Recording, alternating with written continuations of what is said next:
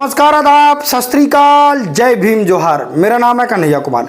साथियों, एक बहुत बड़ी खबर सामने निकल कर के आ रही है। जिस प्रकार से आपने देखा कि लगातार चंद्रशेखर आजाद जी के ऊपर रोहिणी गावरी लगातार बहुत ही संगीन आरोप लगा रही है, बहुत ही गंभीर आरोप लगा रही है। इसमें एक साथियों बहुत ही नया मोड़ आया और नई बात सामने निकल कर के आ रही है। जिस तरीके से चंद्रशेखर आजाद पर लगातार रोहिणी गावरी इल्ज़ाम लगा रही थी, वहीं साथियों एक शख्स सामने आया जिसको लेकर के बहुत बड़ा खुलासा हो गया। और जिस प्रकार से दावा किया जा रहा था रोहिणी गावरी की तरफ से, एक बहुत बड़ा मोड़ आ गया इस केस में। साथियों, आपने देखा कि ग्वालियर का मुद्दा है वो जो लगातार गर्माता जा रहा है। लगातार जिस प्रकार से आपने देखा कि ग्वालियर खंडपीठ में बाबा साहब की प्रतिमा को लगने को लेकर के जो बाबा साहब को मानने वाले लोग हैं, जो अम्बेडकरवादी लोग हैं, जो SST OBC समाज के लोग हैं, वो आंदोलित हैं और हर संभव उनका प्रयास रहेगा कि बाबा साहब की प्रतिमा लगे। लेकिन साथियों, यहाँ पर एक बड़ी खबर सामने निकल करके आ रही है। सुरेश कैत को लेकर एक बहुत बड़ी बात की जा रही थी, वो यहाँ पर भी साथियों एक नया मोड़ सामने निकल करके ग्वालियर में भी आया है। इन दोनों खबरों की सच्चाई क्या है, विस्तार से आप लोगों के बीच में जानकारी देने वाले हैं। ये वीडियो आप लोगों को अंत तक देखना बहुत जरूरी है। अभी तक हमारे चैनल को सब्सक्राइब नहीं किया तो सब्सक्राइब कर लें, साथ बेल आइकन को प्रेस कर लो, वीडियो को लाइक जरूर कर दें। साथियों, ये सारी चीज़ें फ्री होती है। आपके लाइक सब्सक्राइब से हमें मोटिवेशन मिलता है और हम शोषित वंचित पीड़ित समाज के लोगों की आवाज़ बनने का काम करते हैं। इसलिए लाइक सब्सक्राइब हमारे चैनल को जरूर करें। इस प्रकार से देखा कि रोहिणी गावरी लगातार संगीन आरोप लगा रही हैं चंद्रशेखर आजाद जी के ऊपर। वहीं साथियों, आपने देखा जिस तरीके से लगातार बचाने की कोशिश की जा रही है, जिस तरीके से लगातार भीम आर्मी और चंद्रशेखर आजाद जी की पार्टी है जो आज़ाद समाज पार्टी, उसकी तरफ से लगातार चंद्रशेखर आजाद जी के ऊपर लगाए आरोपों को लोग बेबुनियाद बता रहे हैं। कह रहे हैं कि जिस प्रकार से रोहिणी गावरी ये आरोप लगा रही है बिल्कुल ही निराधार आरोप है। साथियों, इसी बीच एक शख्स की एंट्री हुई है, वो भी आज़ाद समाज पार्टी के प्रदेश उपाध्यक्ष हैं। उनकी एंट्री इस केस में हो गई है साथियों, और जिनके माध्यम से कहा जा रहा था कि रोहिणी गावरी जी से बातचीत हुई थी, खासकर चंद्रशेखर आजाद जी से। उनका एक सबसे बड़ा खुलासा आया है। इनका नाम विनोद यादव जी है, प्रदेश उपाध्यक्ष है आज़ाद समाज पार्टी के।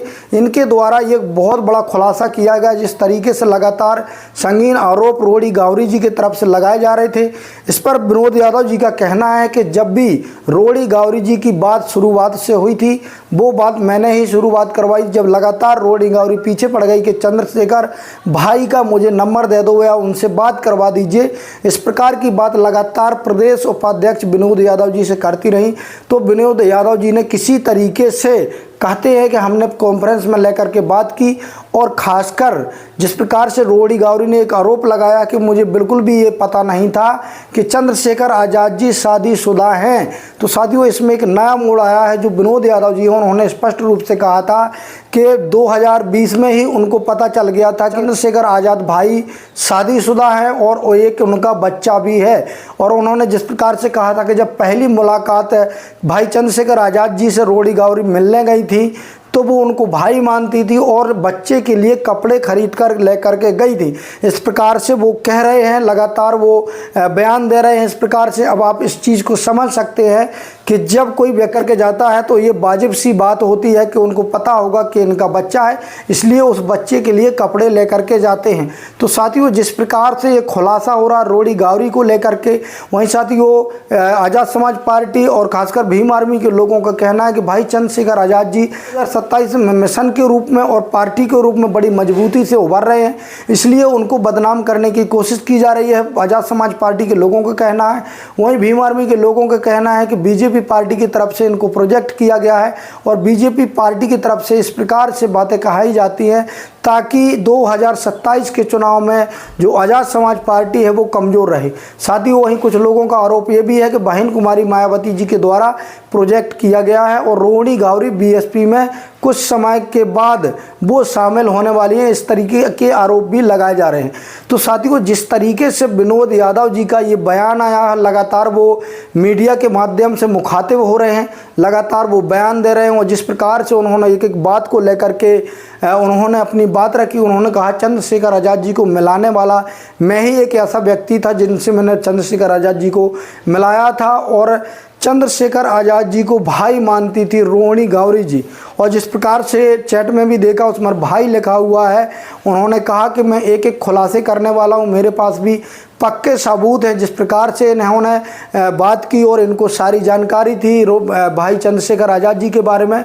तो रोहिणी गावरी जी जिस प्रकार से यहाँ पर सवाल खड़े कर रही थी, यहाँ पर वो खुद अपनी बातों पर घिरती नजर आ रही हैं। तो जिस प्रकार से आपने देखा कि लगातार ग्वालियर का मुद्दा सबसे ज़्यादा गरमाया हुआ है। यहाँ पर बहुजन समाज के लोगों के द्वारा लगातार प्रोटेस्ट किया जा रहा है कि बाबा साहब की प्रतिमा है जो ग्वालियर खंडपीठ पर लगनी चाहिए। साथियों, वहीं एक बड़ी खबर सामने निकल करके आ रही है, सोशल मीडिया के हवाले खबर सामने निकल करके आई है, सूत्रों के हवाले से खबर सामने निकल करके आई है।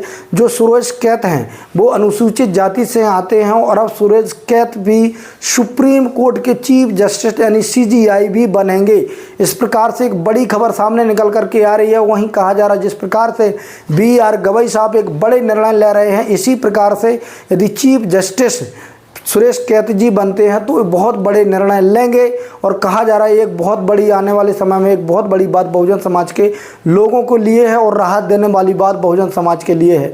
अब देखना ये होगा कि जिस प्रकार से इन दोनों मामलों को लेकर के सबसे ज़्यादा चर्चा का विषय बना हुआ है, इसकी सच्चाई क्या है। क्या वाकई में जिस प्रकार से रोहिणी गावरी के विपक्ष में विनोद यादव जी लगातार मुखातिब हो रहे हैं, लगातार बयान दे रहे हैं, चंद्रशेखर आज़ाद रावण को लगातार वो प्रोटेक्ट करने की बात कर रहे हैं, क्या ये सच है या झूठ है, ये तो तभी सामने आएगा जब ये मामला कोर्ट में जाएगा। आप लोगों की राय क्या है कमेंट के माध्यम से जरूर दें।